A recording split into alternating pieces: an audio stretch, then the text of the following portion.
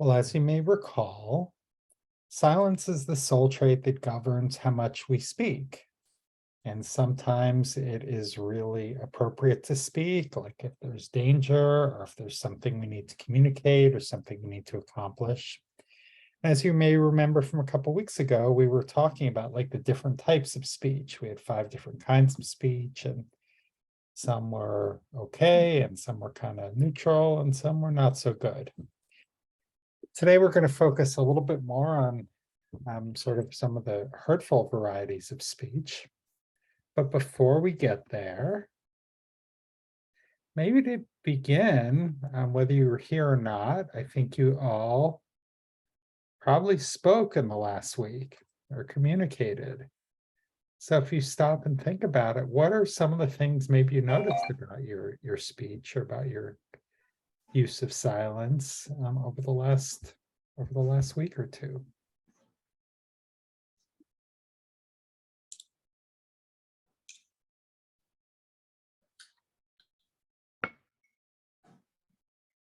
I can go. Yeah. Hey, Marjorie. Hi. Well, I was on the cusp about having my friends, we all turned 70 this year. So I was on the cusp of should I or shouldn't I have a gathering? I know there's another one later in August, and it's not verbal speech, but it is communication.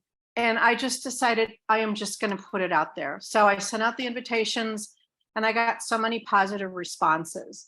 So what I learned is sometimes if you have to be careful about,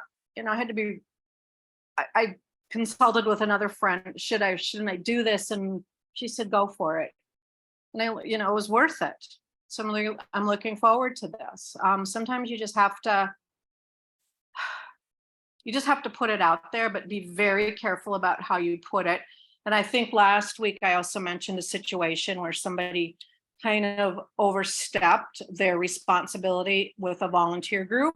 And I never said anything to her. And I'm still glad that I didn't, because things have just kind of escalated on her part. And she resigned from the group. But I wrote her, I said, why are you resigning? You still have a responsibility. You're the person collecting the dues or the support. And she appreciated that information, but I thought I'm not going to say anything negative to her. It's just not worth it. And I feel really great about it. It makes me, I know I did the right thing. So thank you so much for sharing those stories, Marjorie. And it reminds me our mantra is something to the effect of, before you speak, stop and consider what benefit will the speech bring to myself and to others. And so, you really thought about it and considered about having your party. You thought and considered whether you were going to kind of take on this other person or say something to them. And that's really the most important step, is being mindful about the communication. So thank you. So we have Frank or Linda, and then Karen.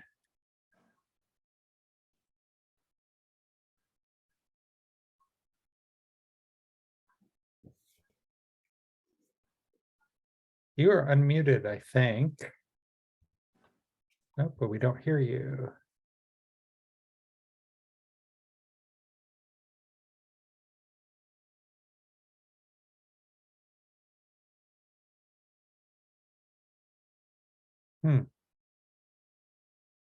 We're getting a demonstration of silence. Maybe are there some ear pods that are plugged in or headphones that are plugged in? Yeah. All right, well, let's hear from Karen and then see if we can get you guys sorted out.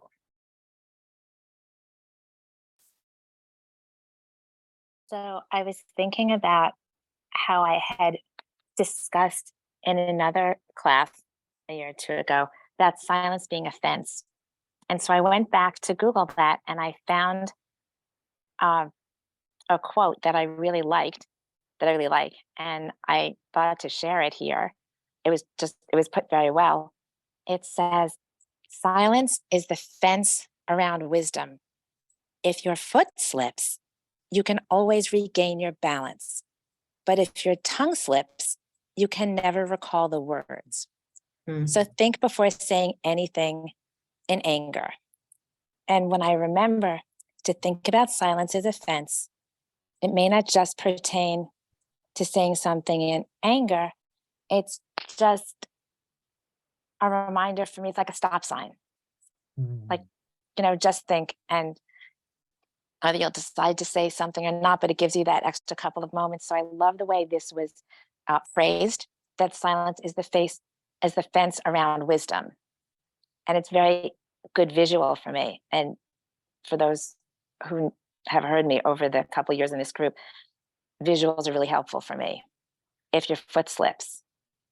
And so I go from there. Thank you, Karen. I love that. That's a great example. Okay, Frank, let's see if I muted you. Maybe you can unmute.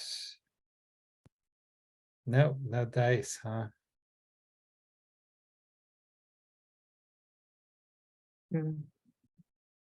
Okay, maybe you could try signing out, signing back in. That sometimes helps, but okay, anyone else? Right, you look unmuted. Oh, but we still don't hear you, huh? Okay. Let's see. Joanne. Hi, well, I had 2 meetings, and one of them I was chairing, so I really had to speak, but I did feel like there was less interruptions and people were better behaved than the previous time. And we did get a lot accomplished. I felt like we did, make some decisions. So that felt good. That was sisterhood. And at the board meeting, I just gave them a paraphrase of what I said at the congregational meeting about the need for people to participate in sisterhood and join, and also that we're trying to get together this holiday bazaar in the fall, and we need vendors if you know anybody. So we're trying to keep it to a minimum. That's all. Thank you, Joanne. You're welcome. Anyone else have anything they'd like to share about how silence, speech kind of showed up for them in the last week? Yes, Sarah. I've become aware that I need to practice more silence. And in some instances, it's okay. I'm chairing a committee, and so I spoke. I had the meeting on Tuesday, but it's also nice to get other people engaged. So I want to try to see, as a leader, how I can do that, like a balance of getting more input, because I'm wanting to delegate more because it's a newish committee. So that's one instance. And then another instance is that I am dating now. And I notice that I interrupt, not just with my dates, with my friends too. And with some people, you can talk simultaneously and it's not offensive. They don't mind, but it's not an attractive quality. And I'm aware of it, and I'm trying to listen, and because it's not polite to interrupt. And for me, it's sort of a bad habit, and I think it's maybe sometimes out of nervousness or something, but it's like, I got to put my listening ears on. So that's all. Thank you, Sarah. That's great self-awareness. Sue and then Martin. So Sarah, what you said reminded me of something I was also trying to do when someone's telling me a story, to really actively listen and not it always makes me think of something else. Actually, that's why I'm speaking now, because what you said made me think of something else. But when someone is telling their story, to really listen and respond and validate, and not respond with my own, oh, well, that happened to me back in whenever, because really, they really want, I feel like they really want to tell me what it is. And they, I think it's sometimes better to just listen and validate and make comments about what they're saying, and not to say, to give your own version of, well, this happened to me in this instance. So there you go. Yeah, thank you, Sue. That's a good cousin to the interrupting. There's the interrupting, or there's the, that happened to me. And then we get so focused on like wanting to tell our story that we're not actually hearing their story. Yeah, Sarah. It kind of reminds me of another soul trait, I think, where we were talking about the importance of, I think it was when we were talking about homelessness or something, but the importance of seeing people as people. But, just the idea of people want to be seen. And it's the same thing if people are telling a story or sharing their opinion, it's sort of like you want to, I know, it's really nice to feel like you're being seen and heard. There's just, it's a good thing. Might have been this soul trait last time. I don't know. Yeah, possibly honor. That's one which often has to do about really recognizing the divine spark in other people. That's a great connection, Sarah. Thank you. I think that's what it was, the divine spark part. Yeah. Yeah. Martin.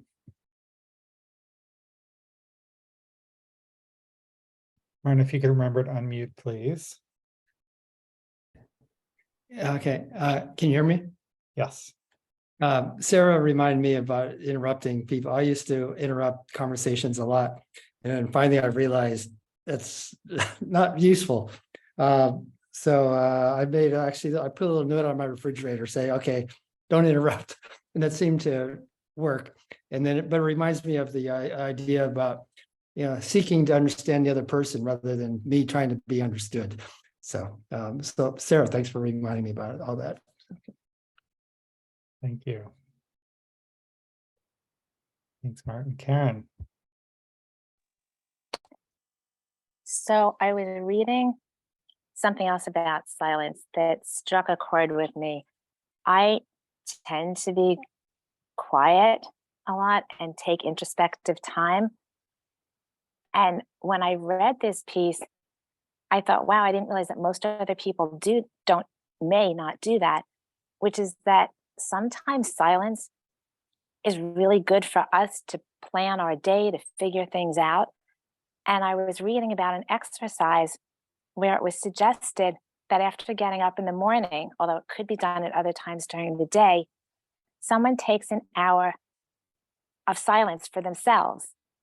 It's not in relationship to somebody else, but during that hour of silence, it could be divided up into, 20 minutes of just planning your day, and maybe another 10 or 15 minutes on reflecting about what didn't get done the day before and what I want to do for this day. And then another, 15 to 20 minutes to read, to have something, a book or an article, something that I want to read, and I might not have a regular time to do that. And that this all gets done during that quiet hour, which is silence for myself. It's not silencing my mind, but it's turning off everything else. And the gist of it was that after 21 days of doing this, often people really have some type of epiphany about themselves, or how they're doing, or if they're being more productive, because they're taking an hour of silence and using it for themselves. So I thought that was interesting to share. And I wondered if I use my quiet time as effectively, as I could. And so this gave me another idea, a way, if I'm just being quiet not to zone out. That kind of happens with an ADHD sometimes, that I can choose silence and I can choose how to manage that silent time. That's a really good distinction. I like that. You can choose how to manage your silent time. And you brought in a lot of really good connections about silence in the mind. And, it doesn't always have to be meditation. And it also reminds me, just when I was first starting to meditate, and I think for many new meditators, how hard it is. As soon as you start to quiet, the mind starts screaming at you and all these thoughts start coming in. And so that can be a source of stress, and it's something that we need to learn and train ourselves to be able to tolerate silence and to settle enough to do some planning. And I think it's remarkable, this idea that if you do that for 20 days, that you could really start, some interesting things could start to happen. So I find that very believable. Sue. I just wanted to add a quick comment about that. I think that sometimes I interrupt myself when I'm in that, like, I'll pick up my phone and I'll start scrolling on Facebook, because what's that all about? Like you having this time to yourself, but then, oh, I'm just going to pick up the phone and I'm going to scroll. I don't know. It's interrupting myself, maybe to get connected, even though it's supposed to be, my time. Actually, it's more about when I'm trying to do something and I don't want to do it. I'll pick it up. But the thought occurred to me that we can do that to ourselves. Yeah, absolutely. Bonnie.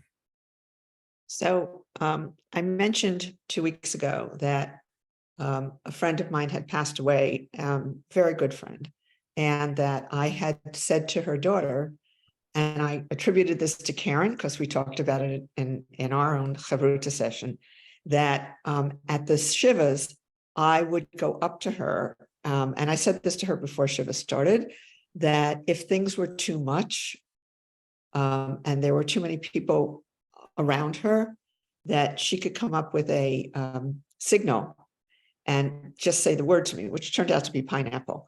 And we would just go into another room and just sit quietly. And for me, silence is really hard. Living alone, silence is really hard. And she and her dad came over for dinner last night, and she was chuckling to her dad that even though she didn't need it, she knew it was there, that if things got difficult, she would just come over to me and say pineapple. And it was really, as I said, she said she didn't need it, but she was very glad that I had offered it. And so I want to thank Karen for that idea. Thank you for reminding us of that. And it just strikes me how important it is that people have some degree of control. That it gave her some piece of control over really a situation completely beyond her control. Well, let's go a little deeper.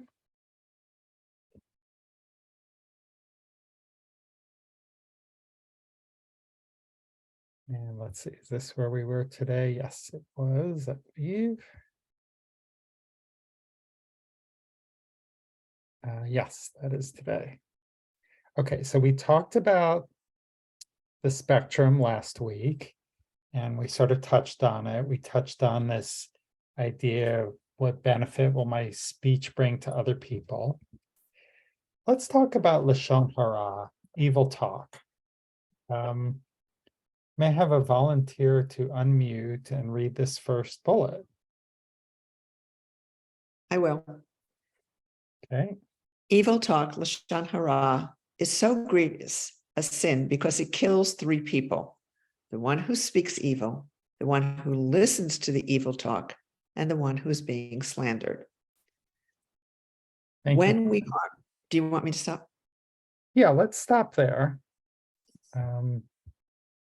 I will copy that into the chat. So kind of we may have looked at this before. You may have seen this in other Jewish teaching sessions. But what do you notice about this? What is the Talmud teaching here?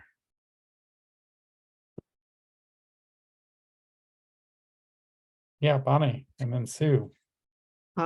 So I teach a social action class, and we've used this a lot.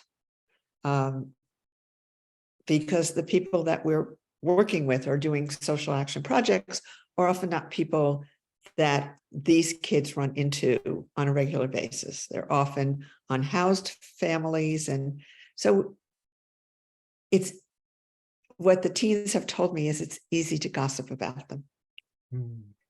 And just saying, hey, there are 3 people in this circle when you open your mouth and you say something, and they're, for the most part, they are very surprised. They had not thought of that.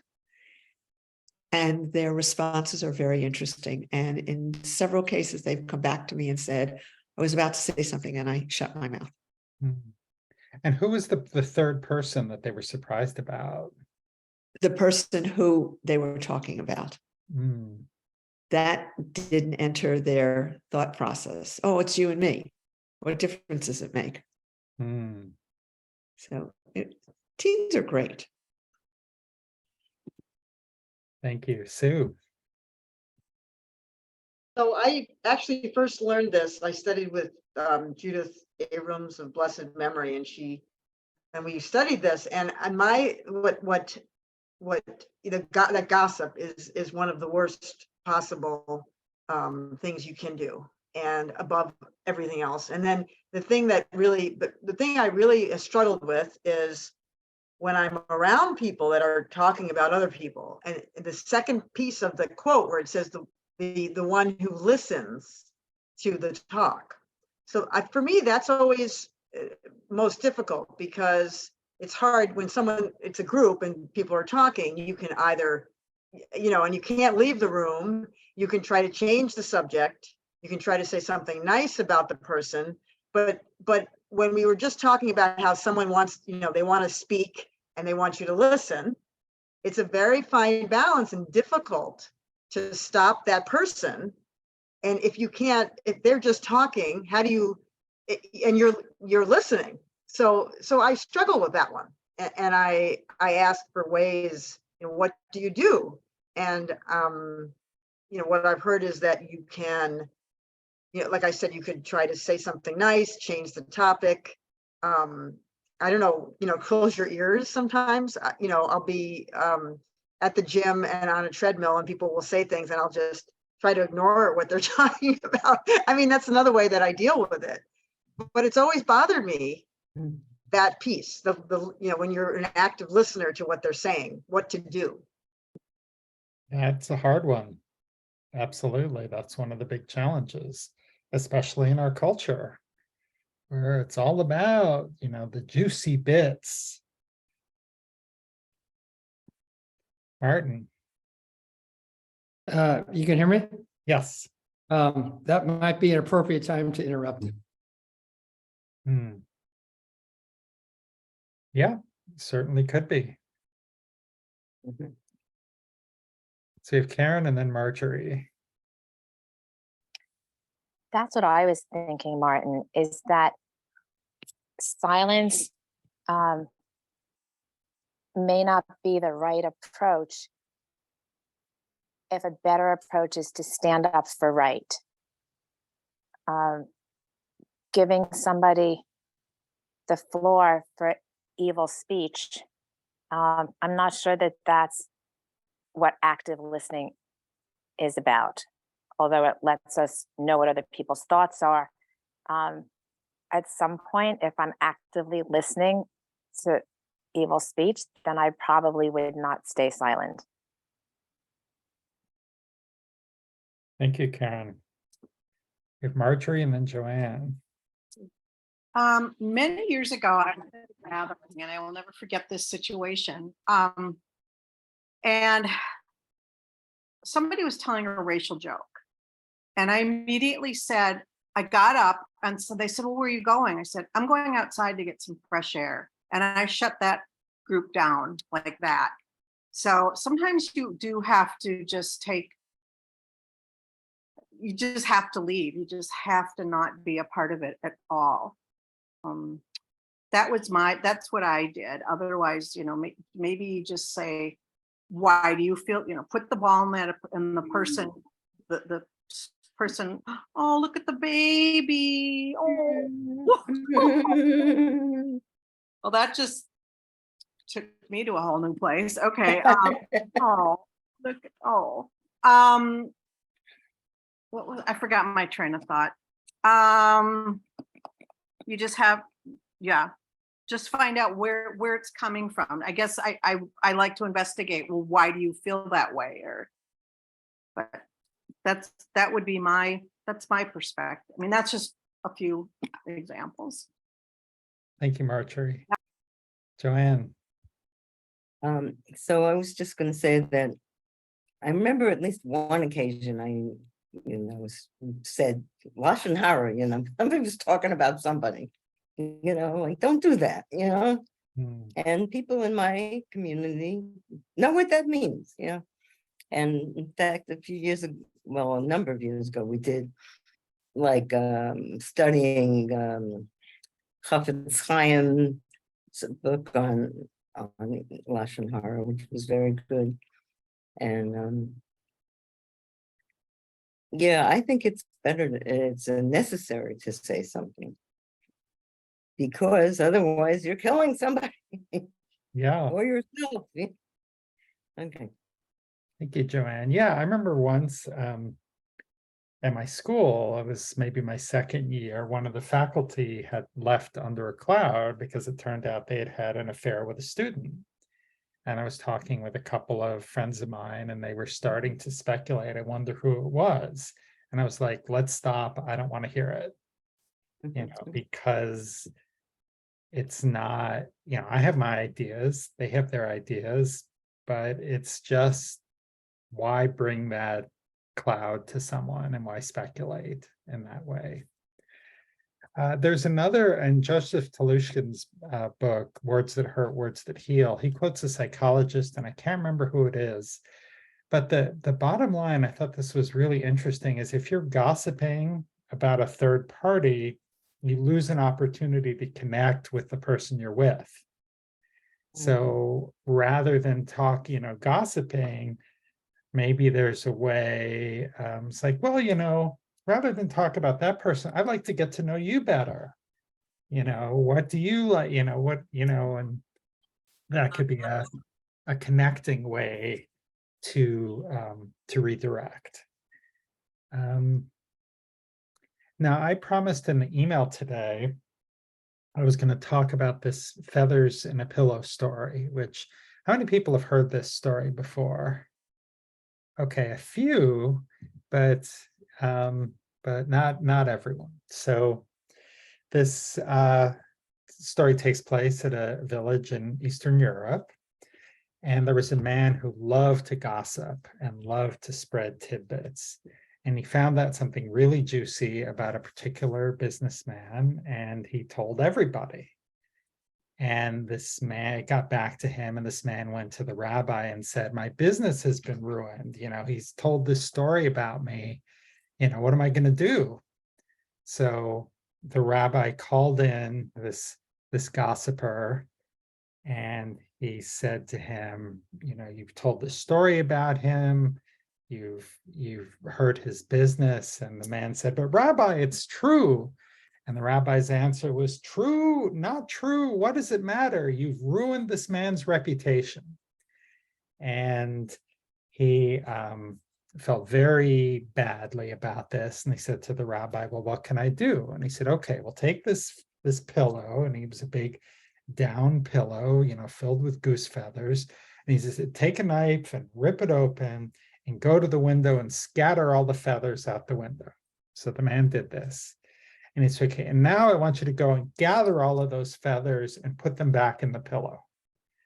So of course he said, well, Rabbi, I can't do that. The feathers are everywhere. I can't gather them all. And he said, that's, exactly why we don't gossip. Because once it's out there, you can never call it back. And the psychologists have actually studied this. Like once you hear something, even if you later hear that it's total BS, you can't ever unhear it. There's always going to be a little part of your brain that's going to be like, well, maybe it is true. And you'll always associate like this person with that story. So that's why I was thinking about this, in relation to, what I was writing about earlier today. But also when Bonnie was talking about the teens who'd never sort of thought about this third person there, because, whoops, speaking of third person, here is Mr. Finney. He hasn't come to visit me in quite a while when I'm on these calls. Because if that person doesn't even exist, you've no idea, like you aren't even considering like the impact that it might be on them. And you might say it to someone and they might say it to someone else. And it might not be till that third or fourth person down the line where some real damage gets done. So thoughts, comments about this story and how we might apply it.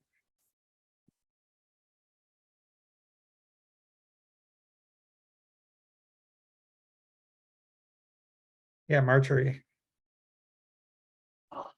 Well, I wasn't going to say anything. I wasn't, but I did think what crossed my mind. I'm so impressed with how age-old wisdom still applies. Is that it's just amazing to me, that some things just have never changed. And we have all these modern psychologists, etc., but we just have to go to the old masters sometimes. Yeah. A lot of times. Absolutely. That reminds me of this quote that I read where it said something like, the youth are so coddled these days. They want recognition for everything. They want their hands held. They want, immediate gratification. And it was written by Plato. So it's like, there's nothing new under the sun. Janet. Yeah, I've seen this rip apart my own synagogue, Greg. My husband, I shouldn't talk for him, has a very good friend, or had a very good friend for decades, whom he accused of Lashon Hara. And the friend just became incensed. And I don't think Alan and the friend have spoken since. Very difficult. Yeah. You know what I'm talking about, Craig, and Yeah. I don't know how to explain it. Our synagogue was very, very divided about a rabbi who is the decision was made not to extend the rabbi's contract. Some of us cared for the rabbi a great deal. Some of us felt that there was a conspiracy, and I will use that word, to get rid of the rabbi. And some of us are feeling very pained and trying hard not to do Lashon Hara myself. It's it's thank you for sharing that Janet. And it is on top of very difficult situations, what we say or don't say about them really has an impact. Sue. I think a lot of people, when they're talking, and sometimes you don't know that I'm looking at this quote, evil talk, right? If you're just talking about a situation like this situation you were talking about, how far, what is it when you're gossip, what does it mean to gossip? But, I think if you say something, mean or not true, I don't know. I mean, that's another thing. That's a good question. What is gossip, and when, is there a definition for when you go over that line of just explaining a situation or talking about somebody to gossip? So that's my question. Janet, it looks like you have more to say. You're on mute still. There you go. What was interesting is that the rabbi said it doesn't matter if it's true or false. Mhm. That really hit me. Yeah. You know, I think maybe one guideline is back to sort of the mantra, what benefit will this speech bring to myself or others? And sometimes we do need to, you know, we are allowed to say negative things about other people, like, should I hire so-and-so? They used to work for you. You have direct knowledge of this person. It's not you worked for your friend, and what did your friend say about them? But no, they worked for you. And it's like, you know, they were stealing money from the whatever, or they didn't show up to work, or they, you know, so those are pieces of information which, you know, in private for someone's good, it's okay to share those. But I think, you know, it's, I don't think it was an accident that they said that the evil speech kills people, because it does impact people's livelihoods, careers, reputations, feelings. Well, this seems like a good moment, or even if it's not, to start heading towards our breakout groups, because it's getting to be that time. So I will advance us. So we did the feathers and the pillow story. So this is from the Mussar Torah commentary by Rabbi Michal Shekel.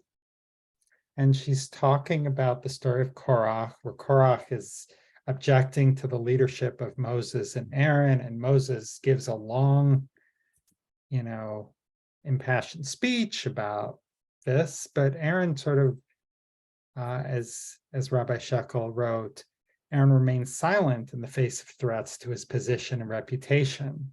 His actions speak instead of a verbal defense. And so with your partner, what do you think of that approach? And maybe you can talk about times in your life where you've responded with action, or you've responded verbally and wish you didn't. So this should give us a little meat for discussion. So let me put this in the chat.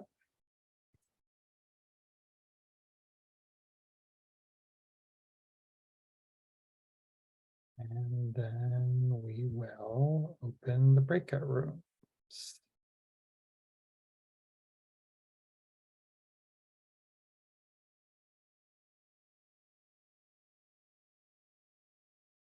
So Frank and Linda, I put you in a group of 3, so we'll keep our fingers crossed that you're able to kind of fully participate again. But just in case, you can at least listen.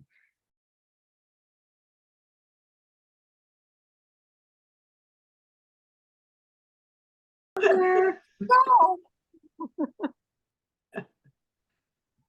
Sarah, Hey is that everyone, today? welcome back. This is Frank and Ella. Linda, were you able to talk, or was it still Oh. some hardware issue? Well, that's too bad. So would anyone care to share, like, something that came up in discussion, an insight you had? Okay, Okay, I'm not silent. I am not a silent type, I'll tell you that. It was hard. It was I thought it was a very difficult thing to think about.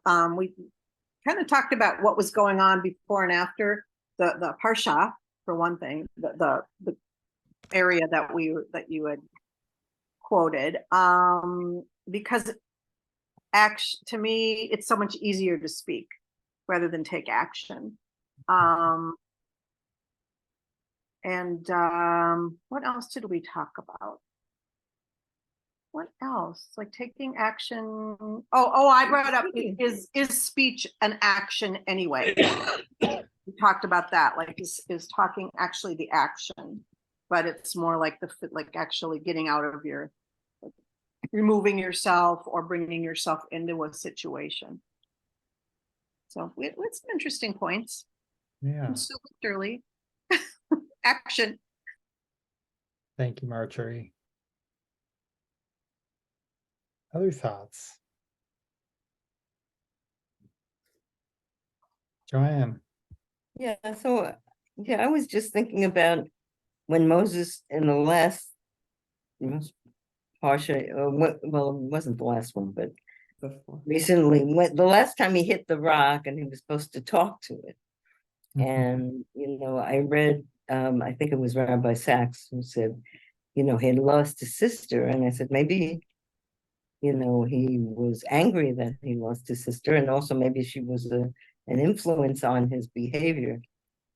And he wouldn't have done that, hit the rock and called those people Morim, which to me was like calling them morons, even though that's not what it means. But, saying something bad to everyone. And that's why he was punished. And Moses is an interesting guy, and so is Aaron. Yeah. Thank you. Thank you, Joanne. Yeah, that's a really interesting point. And in one of the slides I didn't use, Rabbi David Jaffe sort of wrote, when everything's going great, it's really easy to be thoughtful and measured. But when we're triggered, that's when it gets really hard. And when Aaron dies, there's a month of mourning in the Torah. And when Miriam dies, there's just nothing. Everything just goes on. Yeah, and that was his older sister who saved him on multiple times.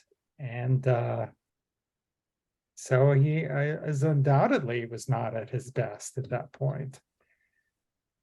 Yeah, thank you, Joanne. Sue. So what the question also asked us to share a personal experience, and I was talking about something I wasn't very proud of, what I did with my daughter, teenager, in the car. We're talking and nothing, and I had enough, and I said, "Get out." Mm. And I stopped the car. And the funny thing was, when I was telling my group about this, I hit the button to put me out of the room by mistake. But I think I'm still upset that I did this, and I don't remember what we were talking about, why I told her to get out of the car, but I remember the action, and it brought to mind the thought of the words weren't enough. I had to, you get out. This is enough. And that's what I did at the time. And I'm not proud of it. It's hard parenting moments. We've all been there. And my daughters were reminding me of this one trip we took to Hawaii, and they were both teens at their most difficult teen girl behaviors, and they were just constantly fighting in the car. And I just started singing "We Shall Overcome," and I was, and that enraged them even further. But the threat of me singing "We Shall Overcome" actually served to kind of get them to stop what they were doing. So because I just couldn't take it anymore. And yeah.